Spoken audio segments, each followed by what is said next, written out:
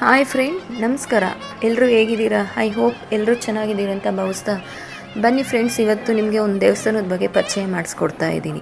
ಇದು ಬಂದು ಶ್ರೀ ಕಲ್ಕುಟ್ಟಿ ಕೊರಗಜ್ಜ ದೇವಸ್ಥಾನ ಅಂತ, ಇಂದ್ರಪ್ರಸ್ಥ ನಗರ, ಹೆಬ್ಬಟ್ಟಿಗೇರಿ ಗ್ರಾಮ, ಮಡಿಕೇರಿ ಹತ್ರ ಬರುತ್ತೆ ಫ್ರೆಂಡ್ಸ್. ಈ ದೇವಸ್ಥಾನ ಕೊರಗಜ್ಜ ದೇವಸ್ಥಾನ. ಈ ದೇವಸ್ಥಾನದ ವಿಶೇಷ ಬಂದು ನಮ್ಮ ಮನಸ್ಸಲ್ಲಿ ಯಾವುದೇ ಥರ ಸಂಕಲ್ಪ, ಕೋರಿಕೆಗಳು ಏನೇ ಮನಸ್ಸಲ್ಲಿ ಇಟ್ಕೊಂಡ್ರೂ ಅದು ಖಂಡಿತ ಕೊರಗಜ್ಜ ನಡೆಸ್ಕೊಡ್ತಾ ಇದ್ದಾನೆ. ಇದು ಬಂದು ಮಂಗಳೂರು ತುಳುನಾಡಿನ ಪ್ರಸಿದ್ಧ ಆರಾಧ್ಯ ದೇವ ಅಂತಲೇ ಹೇಳ್ಬೋದು ಫ್ರೆಂಡ್ಸ್, ಕೊರಗಜ್ಜ ದೇವ. ಮತ್ತು ಇಲ್ಲಿನ ವಿಶೇಷ ಏನೆಂದರೆ, ನಮ್ಮ ಮನಸ್ಸಲ್ಲಿ ಏನೇ ಕೋರಿಕೆ ಈಡೇರಿದ್ರು ಇಲ್ಲಿ ಅಂದರೆ ಸಿಂಗಲ್ ಕೋಲ, ಡಬಲ್ ಕೋಲ, ಯಾವುದೇ ಥರ ನಾವು ಅಲ್ಲಿ ಕೋಲ ಮಾಡಿಸ್ಬೋದು ಫ್ರೆಂಡ್ಸ್. ಆ ದೇವಸ್ಥಾನದ ಹತ್ರ ನಾವು ಕೋಲ ಮಾಡಿಸಿದ್ರೆ ನಮ್ಮ ಸಂಕಲ್ಪ, ನಮ್ಮ ಈಡೇರಿಕೆ ನೆರವೇರಿದೆ ಅಂತ ನಾನು ಹೇಳ್ತಾ ಇಲ್ಲ ಫ್ರೆಂಡ್ಸ್. 100% ಇದು ಸಕ್ಸಸ್ ಆಗುತ್ತೆ ನಿಮಗೆ. ಓಕೆನಾ? ನೀವು ಒಮ್ಮೆ ವಿಸಿಟ್ ಮಾಡಿ ಆ ದೇವಸ್ಥಾನದ ಬಗ್ಗೆ, ನಿಮಗೆ ಗೊತ್ತಾಗುತ್ತೆ ಅಲ್ಲಿನ ವಿಶೇಷ ಆಗಿ, ಮತ್ತು ಅಲ್ಲಿನ ಆಚಾರ ವಿಚಾರ ಎಷ್ಟು ಸತ್ಯ, ಎಷ್ಟು ಇದು ಅಂತ ನಿಮಗೆ ಕಣ್ಣಾರೆ ನೀವೇ ಪ್ರೂವ್ ಮಾಡಿಸ್ಕೋಬೋದು. ಮತ್ತು ಇಲ್ಲಿನ ದೇವಸ್ಥಾನ ವಿಶೇಷ ಏನು ಅಂದರೆ ಫ್ರೆಂಡ್ಸ್, ನಮ್ಮ ಭಕ್ತಿಯಿಂದ ನಮ್ಮ ಮನಸ್ಸಲ್ಲಿ ಏನೇ ಬೇಡ್ಕೊಂಡ್ರೂ ನಮ್ಮ ಸಂಕಲ್ಪ ಈಡೇರಿದ್ರೆ ಅಲ್ಲಿ ನಾವು ಕೊರಗಜ್ಜನಿಗೆ ಏನಾದರೂ ಸಮರ್ಪಣೆ ಮಾಡ್ಬೋದು. ಎಕ್ಸಾಂಪಲ್, ಈಗ ಚಕ್ಲಿ ಸಮರ್ಪಣೆ ಮಾಡ್ಬೋದು, ಚಕ್ಲಿ ಹಾರ, ಕೋಡುಬಳೆ ಹಾರ, ಯಾವುದೇ ಥರ ಹಾರ ನಾವು ಸಮರ್ಪಣೆ ಮಾಡ್ಬೋದು ಫ್ರೆಂಡ್ಸ್ ಸ್ವಾಮಿಗೆ. ಅದು ನಮ್ಮ ಶಕ್ತಿ ಅನುಸಾರವಾಗಿ. ಮತ್ತು ನಮ್ಮ ಸಂಕಲ್ಪ ಈಡೇರಿದ್ರೆ ಅಲ್ಲಿ ನೀವು ಕೋಲ ಮಾಡಿಸಿದ್ರೆ ನಿಮ್ಮ ಸಂಕಲ್ಪ ಈಡೇರೋದಕ್ಕೂ ಒಂದು ಸಾರ್ಥಕ ಆಗುತ್ತೆ ಫ್ರೆಂಡ್ಸ್. ಓಕೆನಾ? ಮತ್ತು ಈ ದೇವಸ್ಥಾನ ಬಂದು ಏನು ಅಂದರೆ, ಇಲ್ಲಿ ಮಹಾಮಂಗಳಾರತಿ ಬೆಳಗ್ಗೆ ಪ್ರತಿದಿನ ಸಂಜೆ 7 ಗಂಟೆಗೆ ಮಹಾಮಂಗಳಾರತಿ ಆಗುತ್ತೆ. ವಿಶೇಷ ಪೂಜೆ ಬಂದು ಭಾನುವಾರ, ಮಂಗಳವಾರ, ಶುಕ್ರವಾರ ಸಂಜೆ 7 ಗಂಟೆಗೆ ಸ್ಟಾರ್ಟ್ ಆಗುತ್ತೆ ಫ್ರೆಂಡ್ಸ್. ಸಂಜೆ 7 ಗಂಟೆಗೆ ಸ್ಟಾರ್ಟ್ ಆಗಿ ಮಹಾಮಂಗಳಾರತಿ ಹಾಗೂ ದೈವಗಳಿಗೆ ಅಲಂಕಾರವನ್ನು ಇಲ್ಲಿ ತುಂಬಾ ಭರ್ಜರಿಯಾಗಿ ನಡೆಸ್ಕೊಡ್ತಾರೆ. ಮತ್ತು ಪ್ರತಿ ತಿಂಗಳ ಸಂಕ್ರಮಣದಂದು ಸಂಜೆ 7 ಗಂಟೆಗೆ ಮಹಾಮಂಗಳಾರತಿ ಇಲ್ಲಿ ಚಾಚು ತಪ್ಪದೆ ನಡೆಯುತ್ತೆ ಫ್ರೆಂಡ್ಸ್. ನಿಮಗೆ ಇನ್ನೂ ಹೆಚ್ಚಿನ ವಿಡಿಯೋ ಬೇಕು ಅಂದರೆ ಡಿಸ್ಕ್ರಿಪ್ಷನ್ನಲ್ಲಿ ಕಾಂಟ್ಯಾಕ್ಟ್ ಎಲ್ಲ ಕಳಿಸಿರ್ತೀವಿ.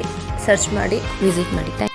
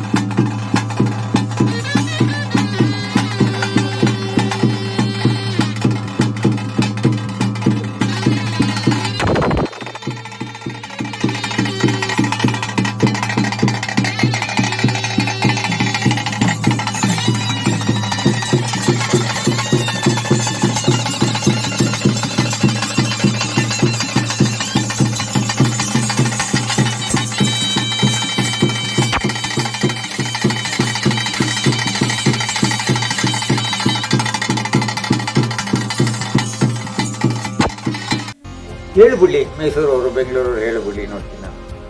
ಹೌದು. ಅದೆಲ್ಲ ಹೇಳಲಿಕ್ಕೆ ಹೌದು, ಬೇರೆ ಯಾರೋ ಹೇಳಕ್ಕಾಗಲ್ಲ. ಕೊರಗಜ್ಜ ಅಂತ ಹೇಳಿದ್ರೆ ಯಾರು ಅಂತ ಕೇಳಿದ್ರೆ,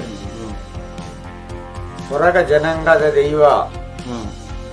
ಅವರು 15,000 ರಿಂದ 16,000 ಜನ ಮಾತ್ರ ಕೊರಗ ಜನಾಂಗದವರು ಇರುವುದು. ಗೊತ್ತಾಯ್ತಲ್ಲ? ಆ ಮಗುವನ್ನು ಸಾಕಿದಂತ ತಾಯಿ ಯಾರು ಅಂದರೆ ಬಿಲ್ಲವ ಹೆಂಗಸೊಂದು ಸಾಕಿದಂತ ದೈವ, ಉಮ್ಮಕ್ಕ ಬೈರೀತಿ ಅಂತ ಅವರ ಹೆಸರು. ಅವರಿಗೆ, ನಮಗೆ ಈ ಬಿಲ್ಲವರಿಗೆ ಏನು ಕೆಲಸ, ಕಾಯಕ ಏನು ಅಂತ ಹೇಳಿದ್ರೆ, ಈಗ ಕೆಲವರಿಗೆ ಒಂದೊಂಥರ ಆಟೋ ಓಡಿಸೋದು ಇರ್ತದೆ, ಕೆಲವರಿಗೆ ಜೀಪ್ ಓಡಿಸೋದು ಇರ್ತದೆ, ಕೆಲವರಿಗೆ ಲಾರಿ ಓಡಿಸೋದು, ಕೆಲವರಿಗೆ ಯೂಟ್ಯೂಬ್ ಇರ್ತದೆ, ಕೆಲವರಿಗೆ ಚಾನೆಲ್ ಇರ್ತದೆ. ಬಿಲ್ಲವ ಜನಾಂಗಕ್ಕೆ ಏನು ಉದ್ಯೋಗ ಅಂತ ಹೇಳಿದ್ರೆ ಸೇದಿ ಮಾರೋ ಉದ್ಯೋಗ. ಸೇದಿ ನೀರ ಅಂತ ಹೇಳ್ತಾರೆ, ಅದು ಮಾರೋ ಉದ್ಯೋಗ.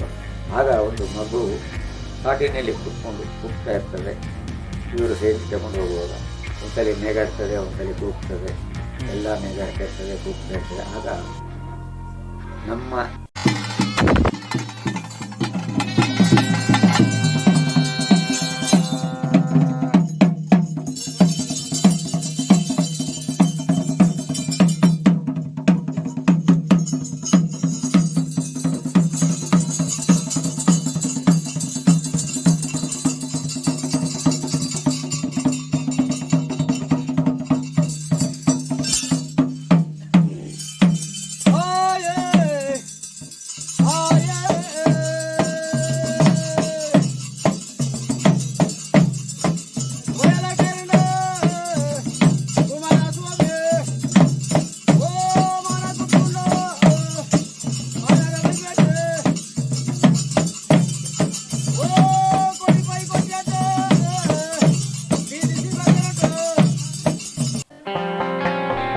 ಮುಖ್ಯವಾಗಿ ಒಂದು ಶತ್ರುಗಳನ್ನ ನಾಶ ಮಾಡೋದು. ಇನ್ನೊಂದು ಏನಂದರೆ ಈ ಮಕ್ಕಳ ಭಾಗ್ಯ ಇಲ್ಲದವರಿಗೆ ಮಕ್ಕಳ ಭಾಗ್ಯವನ್ನು ಈ ಪಾಷಾಣ ಮತ್ತು ಮಕ್ಕಳ ಭಾಗ್ಯವನ್ನು ತಿಳಿಸಿಕೊಡ್ತಾರೆ. ಮತ್ತು ಏನಾದರೂ ಒಂದು ಅಡೆತಡೆ ಏನಾದರೂ ಇದ್ದರೂ ಅದನ್ನು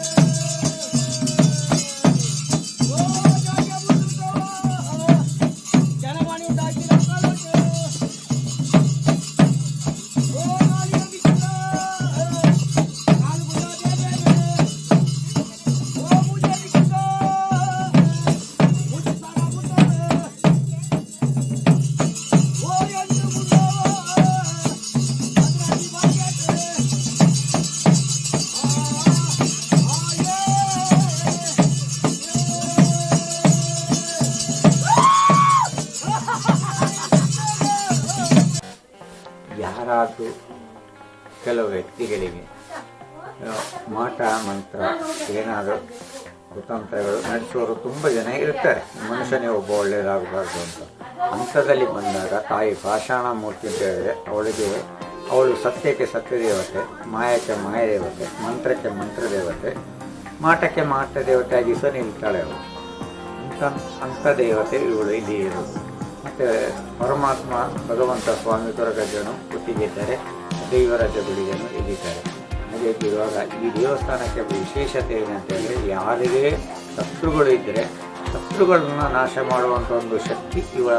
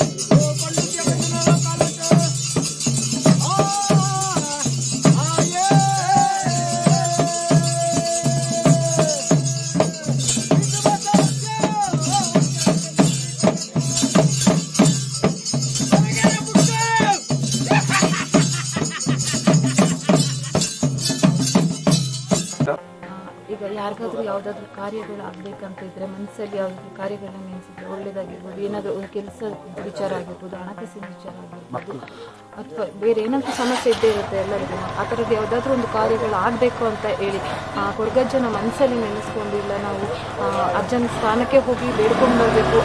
ಕೆಲವ್ರಿಗೆ ಆಗೋದಿಲ್ಲ ಅಷ್ಟು, ಈಗ ಅಜ್ಜನ ಸ್ಥಾನಕ್ಕೆ ಹೋಗಿ ಬೇಡ್ಕೊಳ್ಳುವ ಅಷ್ಟು ವ್ಯವಸ್ಥೆ ಇರೋದಿಲ್ಲ.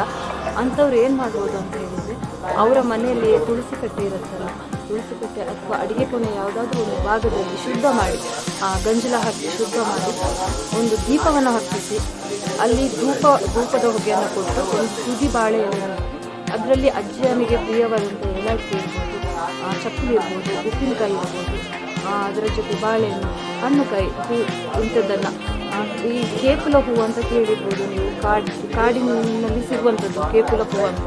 ಆ ಹೂವು ಅಜ್ಜನಿಗೆ ತುಂಬ ಪ್ರಿಯವಾದಂಥದ್ದು.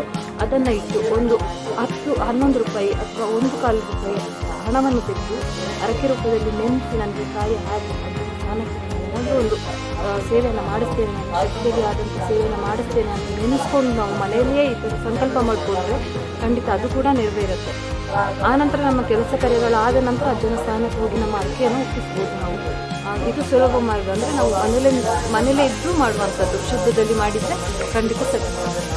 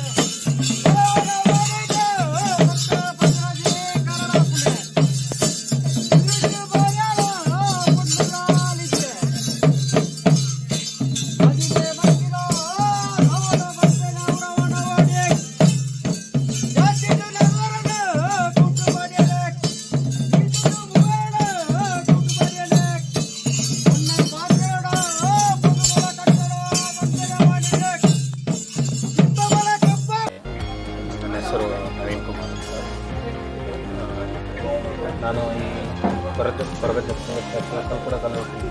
ವರ್ಷಮೂರ್ತಿ ಸ್ವಾಮಿ ಕೊರಗಜ್ಜ ಕ್ಷೇತ್ರ ಇರೋ ನನ್ನ ಹೀಗೆ ಜಾಗ. ಇಲ್ಲಿ ನಾನು ಕಮ್ಮಿ ಅಂದರೆ ಒಂದು 2 ವರ್ಷದಿಂದ ಬರ್ತಾ ಇದ್ದೀನಿ. ಹಾಗೆ ಇಲ್ಲಿ ಸುಮಾರು ಕಡೆಯಿಂದ ಅಂದರೆ ಹುಬ್ಬಳ್ಳಿ, ಧಾರವಾಡ, ತುಮಕೂರು, ಆಮೇಲೆ ಬೆಳಗಾವಿ, ಬೆಂಗಳೂರು ಈ ಕಡೆಯಿಂದೆಲ್ಲ ಬರ್ತಾ ಇದ್ದೀನಿ. ನಾವಿಲ್ಲಿ ಬಂದು ಒಳಿತನ್ನು ಕಂಡಿದ್ದೇವೆ. ಆದರೆ ಇವತ್ತು ಬಂದು ನಾವು ಪೂಜೆ ಮಾಡಿದ್ವಿ ಅಂತ ಹೇಳಿದ ತಕ್ಷಣ ನಾಳೆ ಅಜ್ಜೆ ಯಾರ್ದು ಕೈ ಹಿಡಿಯಲ್ಲ. ಏನು ಅಂದ್ರೂ ಮಿನಿಮಮ್ ಒಂದು 3 ತಿಂಗಳು ಬೇಕೇ ಬೇಕು ಅಜ್ಜನ ಮಹಿಮೆ ಗೊತ್ತಾಗಬೇಕು ಅಂತ ಹೇಳಿದ್ರೆ. ಈಗ ನಿಮಗೂ ಗೊತ್ತಿರೋ ಹಾಗೆ ಕೆಲವು ಕಡೆಯಲ್ಲಿ ಎಲ್ಲೆಲ್ಲಿ ಬೇಕು ಅಲ್ಲೆಲ್ಲೆಲ್ಲ ಈಗ ಕೊರಗಜ್ಜನ ದೇವಸ್ಥಾನಗಳು ತಲೆ ಎತ್ತುತ್ತಾ ಇದೆ. ಆದರೆ ನಿಜವಾದ ಒಬ್ಬ ಏನು ಅಂತ ಹೇಳಿದರೆ ಕೊರಗಜ್ಜನ ಎಲ್ಲಿ ದರ್ಶನ ನಡೀತಾ ಇರ್ತದೆ ಅಲ್ಲಿ ಯಾವುದೇ ಒಂದು ಛಾಯಾಗ್ರಹಕ್ಕೆ ಅನುಮತಿ ಇರೋದಿಲ್ಲ. ಯಾಕೆಂತ ಹೇಳಿದರೆ ನಾವು ಅಂದರೆ ಇಲ್ಲಿ ಸೇರಿರುವವರು ಇಲ್ಲಾಂದರೆ ನಾವೇ ಈಗ ಒಂದು ತೆಗಿತೀವಿ ಅಂತ ಹೇಳಿದ್ರು ಅದಕ್ಕೆ ದೇವರು ಒಪ್ಪಿಗೆ ಕೊಡುವುದಿಲ್ಲ. ಅದಕ್ಕೆ ಯಾಕೆಂತ ಹೇಳಿದರೆ ಈ ನಿಜವಾಗ್ಲೂ ದೈವ ಆರಾಧನೆ ಮಾಡುವವರಿಗೆ ಈ ದೇವರ ಬಗ್ಗೆ ಪ್ರಚೋದನೆ ಮಾಡುವುದು ಇದೆಲ್ಲ ಹಿಡಿಸೋದಿಲ್ಲ. ಯಾಕೆಂತ ಹೇಳಿದರೆ ಭಕ್ತಾದಿಗಳು ಇದರ ಬಗ್ಗೆ ತಿಳಿದು ಅವರಾಗಿ ಬರಬೇಕು. ಆದರೆ ವಿಡಿಯೋ ನೋಡಿ ಬರುವಂಥ ದೇವಸ್ಥಾನ ಅಲ್ಲ ಇದು. ಕೊರಗಜ್ಜನ ಯಾರು ನಂಬಿದ್ದಾರೆ ಅವ್ರನ್ನ ಇವತ್ತಿನವರೆಗೆ ಕೈ ಬಿಟ್ಟಿಲ್ಲ. ಮತ್ತು ಇನ್ನೊಂದೇನು ಹೇಳಬೇಕಂದ್ರೆ ನಾನು ಓದಿ ಬೆಳೆದಿದ್ದೆಲ್ಲ ಮಂಗಳೂರಿನ ಉತ್ತರ ಪದವು ಕೊರಗಜ್ಜನ ಕ್ಷೇತ್ರದ ಪಕ್ಕದಲ್ಲಿ ವಿಶ್ವ ಹಿಂದೂ ಪರಿಷತ್ನವರ ಬಾಲ ಸಂರಕ್ಷಣಾ ಕೇಂದ್ರ ಅಂತ ಆಶ್ರಮ ಇದೆ. ಅಲ್ಲೇ ನಾನು ಓದಿ ಬೆಳೆದವನು. ಹಾಗೆ ಅಜ್ಜನ ಮಹಿಮೆ ಏನು ಅಂತ ನಾನು ತಿಳ್ಕೊಂಡಿದ್ದೇನೆ. ಹಾಗಾಗಿ ಭಕ್ತರಿಂದ ಕೇಳ್ಕೊಳ್ಳೋದೇನೆಂದರೆ ಎಲ್ಲಿ ಅಜ್ಜನ ಸ್ಥಾನ ಇದೆ ಅಲ್ಲಿಗೆ ನೇರವಾಗಿ ಬಂದು ಅಜ್ಜನ ಮಹಿಮೆಯನ್ನು ನೀವು ಕಂಡು ಅದನ್ನು ಪೂಜಿಸಬೇಕು ಅಂತ ತಿಳ್ಕೊಳ್ತಿದ್ದೀನಿ. ಹಾಗೆ ನಾವು ಇಲ್ಲಿ ಬರಲಿಕ್ಕೆ ಶುರು ಮಾಡಿದ ನಂತರ ನಮಗೆ ಯಾವುದೇ ಒಂದು ಈ ಸಣ್ಣ ಸಣ್ಣ ತೊಂದರೆಗಳು ಬರ್ತಿದ್ರು ಅದನ್ನು ಯಾವುದಾದ್ರು ಒಂದು ರೂಪದಲ್ಲಿ ನಮಗೆ ಅದನ್ನು ಬಗೆಹರಿಸ್ಕೊಂಡು ಹೋಗ್ತಾ ಇದ್ದಾರೆ. ಹಾಗಾಗಿ ಈ ನಮ್ಮ ಮಡಿಕೇರಿ ಇಂದ್ರಪ್ರಸ್ಥ ನಗರ